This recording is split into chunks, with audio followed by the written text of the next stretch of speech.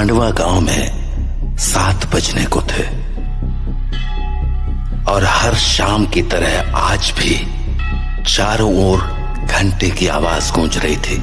7 बजने वाले हैं, अपने अपने घरों की तरफ बढ़ते रहें। 7 बजने वाले हैं, अपने अपने घरों की तरफ बढ़ते रहें। हेलो जी राणा साहब। बोला 7 बजने वाले हैं, सब लोग घर गए या नहीं? जी राणा साहब, लगभग सब चले ही गए। लगभग? तू जानता है ना 7 बजे के बाद क्या होता है? फौरन घर भेज सबको। जी आप चिंता मत कीजिए, 7 बजने से पहले मैं सभी को घर भेज दूंगा। ठीक है, तू भी जल्द घर चले जा। जी राणा साहब, कल मिलते हैं। देव। हाँ पापा। 7 बजने वाले हैं, जाओ जाके सारे खिड़की दरवाजे बंद कर दो।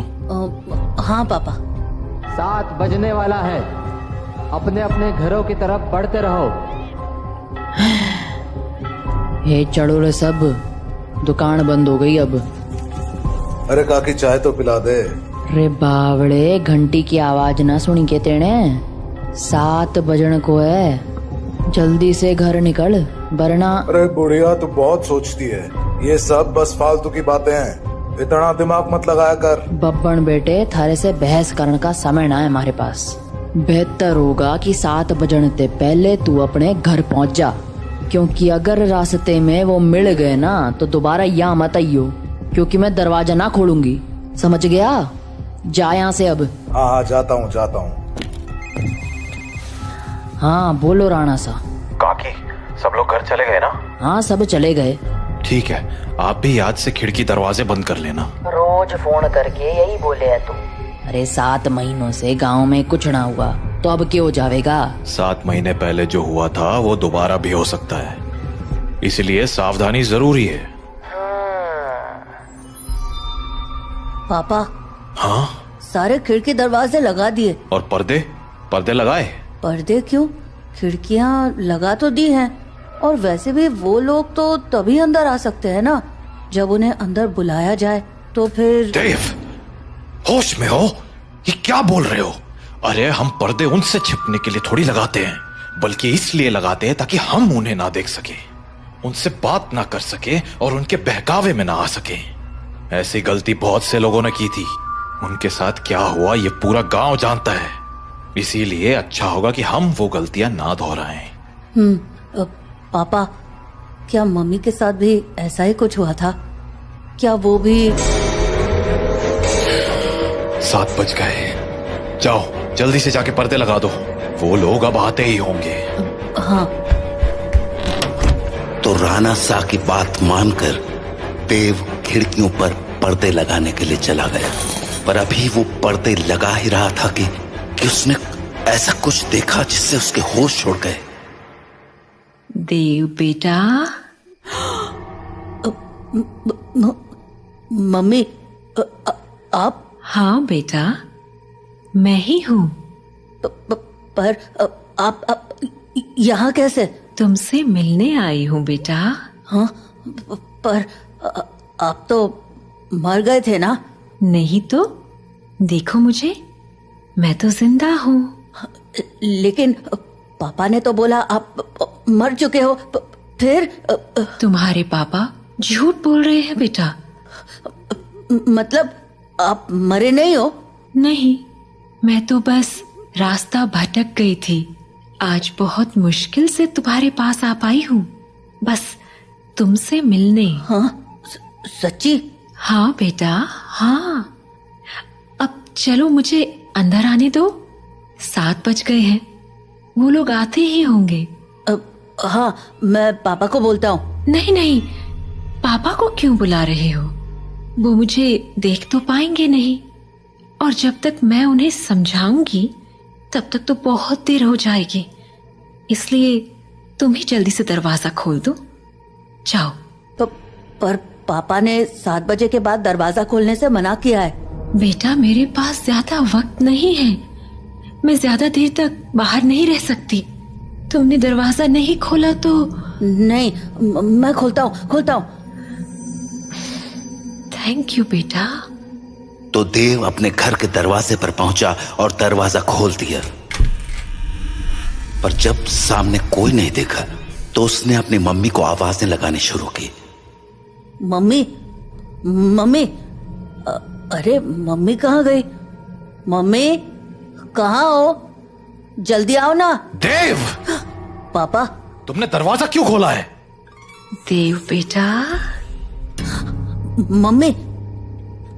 देव मम्मी को अपनी ओर आते देख ही रहा था कि तभी राणा साह ने एकदम से लाइट्स बंद कर दी और लाइट के अचानक बंद होते ही देव पीछे पलटा तो उसके सामने अंधेरे में राणा साह खड़े थे, जो देव को चुप रहने का इशारा कर रहे थे। देव बेटा, अरे कहाँ चले गए तुम? देखो मैं आ गई। मम्मी से नहीं मिलोगे? देव, देव। नंदिनी देव को आवाज लगा रही थी पर वो वहां था ही नहीं, क्योंकि राणा साह ने उसे बगल वाले कमरे में छिपाकर दरवाजा बंद कर दिया था। पापा बाहर मम्मी थी और देव शांत हो जाओ, मैंने कहा था ना तुम्हारी मम्मी मर चुकी है। पर पापा उन्होंने बोला वो जिंदा है और देव बेटा, तुम अंदर हो ना? दरवाजा नहीं खोलोगे? तुम्हारी मम्मी आ गई। दरवाजा खोलो बेटा। पापा। कोई आवाज मत करो। लेकिन पापा, मुझे मम्मी से मिलना है। तुम्हें अगर सच में लगता है कि वो तुम्हारी मम्मी है तो उनसे कल सुबह मिल लेना, ठीक है? पर अभी के लिए शांत हो जाओ। राणा साह, ओ राणा साह, अरे मिलने दो ना मुझे देव से। कब तक झूठ बोलोगे उससे कि मैं मर चुकी हूँ? राणा साह, आप सुन रहे हो ना? पापा। बेटा बिल्कुल भी ध्यान मत दो और आंख बंद करके सो जाओ। पर पापा, मम्मी ये क्या बोल रही है? शांत रहो देव, कल सुबह मैं तुम्हें सब समझा दूंगा, पर अभी के लिए चुपचाप आंखें बंद करो और सो जाओ। तो देव अपने पापा के कंधे पर सर रखकर सो गया और जब सुबह हुई तो राणा साह देव को आवाज लगाते हुए बोले, देव उठ जाओ, सुबह हो गई है। हाँ, सुबह हो गई तो मम्मी से मिल सकते हैं ना अब? आओ मेरे साथ, तुम्हें तुम्हारी मम्मी से मिलाता हूं। लेकिन जैसे ही दोनों कमरे के बाहर आए वहां कोई नहीं था। हाँ, मम्मी कहाँ गई? मैंने कहा था ना कि वो तुम्हारी मम्मी नहीं थी। पापा, वो मम्मी जैसे ही बात कर रही थी। बेटा मैंने समझाया था ना तुम्हें, पर्दे लगाने के पीछे की सबसे बड़ी वजह यही है कि हम उन्हें देख ना पाए, उनकी बातों में ना आ पाए, जैसे कल तुम आ गए। पर वो बोल रही थी कि वो मरी नहीं है, जिंदा है। अगर वो मर गई है तो यहाँ कैसे आ गई? एक काम करो, मेरे साथ आओ। हाँ? कहाँ पापा? बस चलो मेरे साथ, तुम्हें कुछ दिखाना है। तो उसके बाद वो दोनों गांव के लगभग बाहर चले आए और वहां पहुंचते ही देव बोला, पापा हम लोग यहाँ क्यों चले आए? बताता हूं, पर पहले आस पास देखकर ये बताओ कि यहाँ क्या दिख रहा है तुम्हें? यहाँ तो कुछ भी नहीं है। आसपास बहुत सारे पेड़ हैं, सामने गांव से बाहर जाने का रास्ता है और पास में बब्बन भैया का घर है। तुम्हें कहीं पर कोई बस दिख रही है क्या? हाँ, वो उस तरफ एक पुरानी सी बस है। क्यों? बेटा ये वही जगह है जहां तुम्हारी मम्मी की मौत हुई थी। हाँ, उस दिन हमें शहर से लौटने में देरी हो गई थी और गांव पहुंचते पहुंचते सुबह के 4 बज गए। सूरज निकलने में थोड़ा वक्त था तो गांव के सभी घरों की खिड़की दरवाजे बंद ही थे, इसीलिए सुबह होने तक हमारे पास झाड़ियों में छिपे रहने के अलावा कोई चारा नहीं था। हम लोग एक झाड़ के पीछे छिपे ही थे कि मैंने तुम्हारी मम्मी की एक आवाज सुनी। नंदिनी, क्या हुआ? राणा साह, उन्होंने हमें देख लिया है, हमें कहीं और जाना पड़ेगा। हाँ, पर कहाँ? आसपास कोई घर है? घर तो है, पर मुझे नहीं लगता कि अभी कोई दरवाजा खोलेगा। तो अब क्या करें? वहाँ एक पुरानी सी बस है, हम उसमें जाकर छिप सकते हैं। हाँ ठीक है, चलो। तो हम दोनों फटाफट उस बस के पास पहुंच गए। पर फिर क्या हुआ? मैं तो बस तेरे बाद नजर नहीं आती मुझे कोई मंजिल, किसी और का होना मेरे बस की बात नहीं। तेरे संग गुजर जाए ये उम्र जो बाकी है। के अंदर चला गया, पर तुम्हारी मम्मी मेरे पीछे नहीं आ पाई, क्योंकि वो बाहर खड़े होकर किसी से बात करने लगी। क्या हुआ बेटा, क्यों रो रहे हो? आंटी, मुझे बहुत डर लग रहा है। मैं बाहर छूट गई हूँ। मेरा घर बहुत दूर है। अरे बेटा रो मत, एक काम करो, मेरे पास आओ, हम लोग इस बस में छिप जाएंगे, फिर वो लोग हमें नहीं ढूंढ पाएंगे। सच में आंटी? कोई नहीं ढूंढ पाएगा? हाँ हाँ पक्का, कोई नहीं ढूंढ पाएगा, आ जाओ। थैंक यू आंटी, पर मैंने तो आपको ढूंढ लिया। हाँ?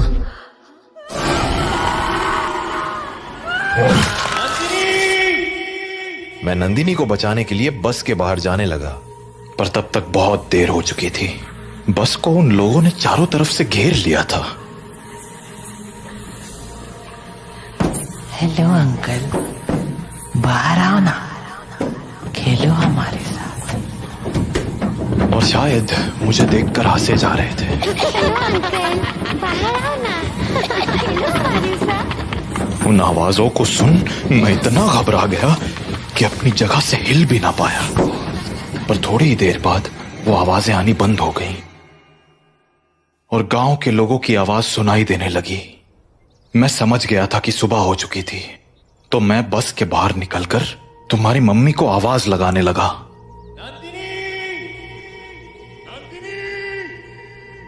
पर वहां अब कोई नहीं था।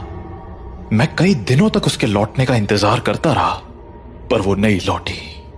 फिर जब गांव वालों ने मुझे बताया कि रात 7 बजे के बाद उन बाशिंदों के साथ नंदिनी भी शिकार पर आती है, तो मुझे इस गांव का एक गहरा राज समझ आया। क्या राज?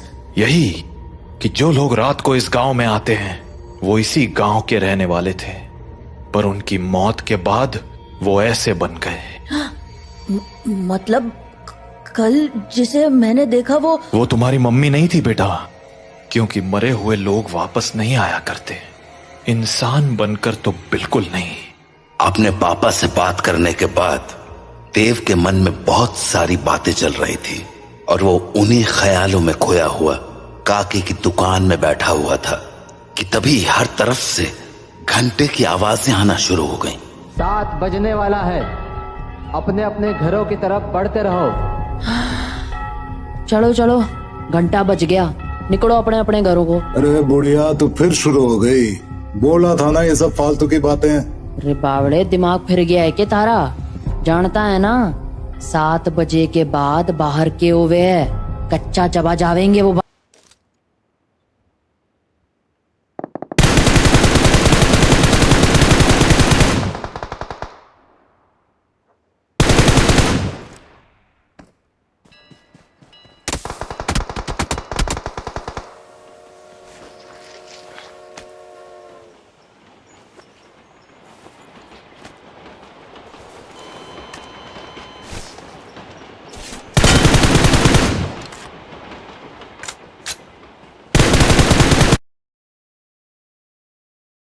बाशिंदे। अच्छा, और तुझे कैसे पता कि वो कच्चा चबा जावेंगे?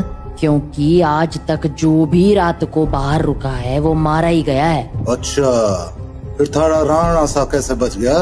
हाँ, वो भी तो फंसा था ना रात को अपनी लुगाई के साथ। मैंने बोला ना, थारी फालतू बातें सुनने के लिए हमारे पास टेम ना है। जा निकल अब यहाँ से। हाँ हाँ, जाता हूँ। इतना कहकर बब्बन वहां से चला गया, पर बब्बन की बात ने देव का ध्यान जरूर खींच लिया था।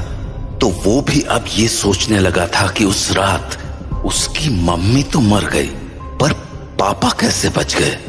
वो ये सब बातें सोच ही रहा था कि तभी काकी बोली, अरे छोरे, हाँ? बात ना सुनी क्या तूने हमारी? बोला ना घर निकल। जी काकी। तो देव हड़बड़ाता हुआ काकी की दुकान से बाहर निकल आया। वो घर के लिए निकलने ही वाला था कि उसके मन में एक और ख्याल आया और वो सीधा बब्बन के पीछे चल पड़ा। बब्बन भैया। हाँ? क्या हो गया छोरे, कहाँ भागा चला रहा है? वो मुझे ना आपसे एक बात पूछनी है। पूछ। वो अरे जल्दी बोल, पता है ना 7 बजने को है। तू घर नहीं पहुंचा तो थारा बाप सर पीट लेगा। वो आप वहाँ काकी को बोल रहे थे ना कि एक रात मेरे पापा और मम्मी बाहर रह गए थे और मम्मी को तो उन लोगों ने मार दिया था, पर पापा किसी तरह बच गए। वे तुम्हारे पास मारी ही बात दोहराने आया है के? जल्दी पूछना के पूछने है तने। नहीं, मैं ये बोल रहा था कि आपका भी घर उसी टूटी फूटी बस के पास है ना? हाँ तो आपने कुछ देखा था क्या? कमाल है, बाप अंधा कानून और बेटा सरलॉक। हाँ देखा था, सब देखा था। कैसे उन बाशिंदों ने थारी माँ को नोच खाया था। खाना तो वो थारे बाप को भी चाहते थे, और थारा बाप साला बस में छिपा बैठा था और वो लोग न जाने क्यों अंदर ना जा पा रहे थे। वो सारे लोग सूरज निकलने तक बस को घेरे खड़े थे। कोई बस को पीट रहा था तो कोई चीख रहा था, पर अंदर कोई ना जा पा रहा था। पर वो लोग घुस क्यों नहीं पा रहे थे? क्योंकि 7 बज गए, बातचीत का टाइम खत्म। अब चल हमारे साथ। नहीं, मैं घर जाता हूँ। रे बावले, अब घर जाने का मौका खत्म हो गया। आधे रास्ते में ही कोई ना कोई नोच खावेगा तुझे। चल अब हमारे साथ। तो बब्बन देव को लेकर अपने घर चला गया। वहीं राणा सा अपने घर में परेशान हुए जा रहे थे। ये देव कहाँ रह गया? अब तक घर क्यों नहीं आया? काकी को पूछता हूँ। हेलो काकी। हाँ राणा सा, मारे को लग ही रहा था कि थारा फोन आवेगा। सब लोग जा चुके हैं और दरवाजे खिड़कियां भी लगा ली हैं मैंने, इसलिए चिंता मत। काकी देव है क्या वहाँ? हाँ देव, वो तो कब का निकल गया यहाँ से। देव घर नहीं लौटा है क्या? तुम एक काम करो सा, बाकी लोगों को फोन करके पूछ ले, क्या पता देव किसी के यहाँ रुक गया हो। ठीक है। जहाँ राणा सा देव को हर जगह ढूंढे जा रहे थे, वहीं देव बब्बन के साथ उसके घर चला आया था। तो अभी वो दोनों साथ में बैठे ही थे कि देव को बाहर से एक जानी पहचानी आवाज सुनाई पड़ी। बब्बन, ओ बब्बन, देख मैं आ गई। ये तो मेरी मम्मी की आवाज है। सही पहचाना छोड़े, तारी मम्मी ही है बाहर। अब एक काम कर, यहीं रुक और यहाँ से तमाशा देख। तो बब्बन खिड़की के पास गया और पर्दे हटा दिए। हाँ छोरी, बुला रही थी ना मने, ले देख मैं आ गया। कितना इंतजार कराता है तू। इंतजार? अरे अभी तो आई तू। मैं तो रोज ही आती हूँ, तू मुझसे कभी मिलता ही नहीं। अरे थारे से तो रोज बात करूँ हूँ मैं। हाँ, पर मिलने का मतलब बस बात करना थोड़ी होता है, करीब भी तो आना होता है ना। अच्छा, मारे करीब आना साथा ने। और नहीं तो क्या, खोल ना दरवाजा। कमाल है छोरी, तू भी अपने राणा सा को इतनी जल्दी भूल गई। जो राणा सा देखेंगे नहीं, वो उन्हें पता कैसे चलेगा। कमाल है तू भी। वैसे थारे बेटे का क्या, वो तो देख सके है ना। ओफो बब्बन, तू भी ये क्या बातें करने लगा। हम दोनों के बीच में किसी दूसरे का क्या काम। जाना, दरवाजा खोल देना, मुझे तेरे से अच्छे से मिलना है। अच्छा चल ठीक है, खोल ही देता हूँ दरवाजा अब। तो बब्बन दरवाजा खोलने जा ही रहा था कि देव बोला, बब्बन भैया दरवाजा मत खोलना, वो मेरी मम्मी नहीं है। अरे यो बात तो मने भी पता है, यो थारी माँ तो अब बिल्कुल ना रही। अरे बब्बन भैया, मैं सच कह रहा हूँ, वो इंसान नहीं है। वो इंसान है या नहीं, ये तुझे अभी पता चल जाएगा, तू बस देखता जा। तो इतना कहकर बब्बन ने दरवाजा खोल दिया और सामने खड़ी नंदिनी से बोला, हाँ छोरी, मिलना था ना तने मारे से, आजा अंदर आजा। बब्बन की बात सुनकर देव के तो होश ही उड़ गए, पर तभी कुछ अजीब हुआ। उसने देखा कि उसकी मम्मी दरवाजे पर तो खड़ी थी, पर दरवाजे से अंदर नहीं आ रही थी। क्या हो गया? रुक क्यों गई? आजा अंदर। नंदिनी कुछ देर तो वैसे ही खड़ी रही, पर फिर बोली, तू बाहर क्यों नहीं आ जाता बब्बन? मैं तुमसे यहीं मिल लूंगी। अरे अभी तो अंदर बुलाने को कह रही थी, अब बाहर बुला रही।